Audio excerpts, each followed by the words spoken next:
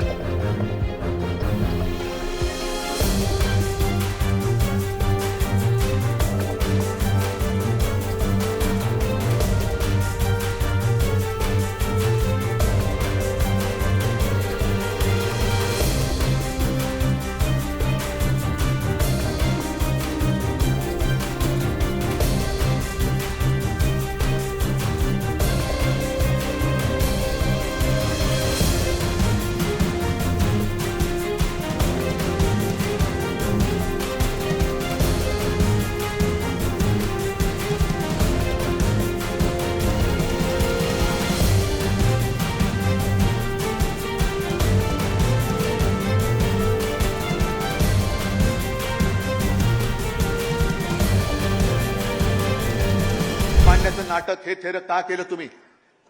शिवसेनेचे खासदार उपस्थित नव्हते. अरे नव्हते, कारण मी स्वतः दिल्लीत होतो, माझे सगळे खासदार माझ्यासोबत होते.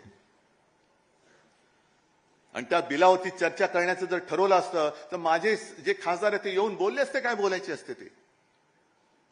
पण तुम्ही वक्फ बोर्डाची जमीन जर ढापून तुमच्या उद्योगपतींच्या घशात घालणार असाल, जसं तुम्ही आमच्या हिंदू संस्थानांच्या मंदिराच्या जमिनी लाटताय, लुटतायत आणि तुमच्या लाडक्या कॉन्ट्रॅक्टरला देत आहात.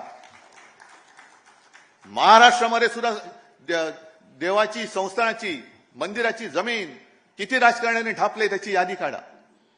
मराठवाड्यामध्ये किती ढापलेली आहे, बीडमध्ये किती केलेली आहे. लावा ना एकदा तो काय प्रश्न आहे तो धसाच लावा. कोणी केले ती जमीन ढापले? बीडमध्ये तर केस सुरू आहे.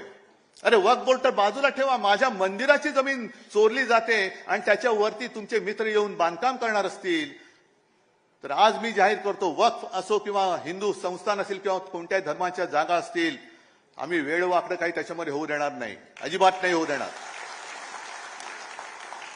अयोध्येमध्ये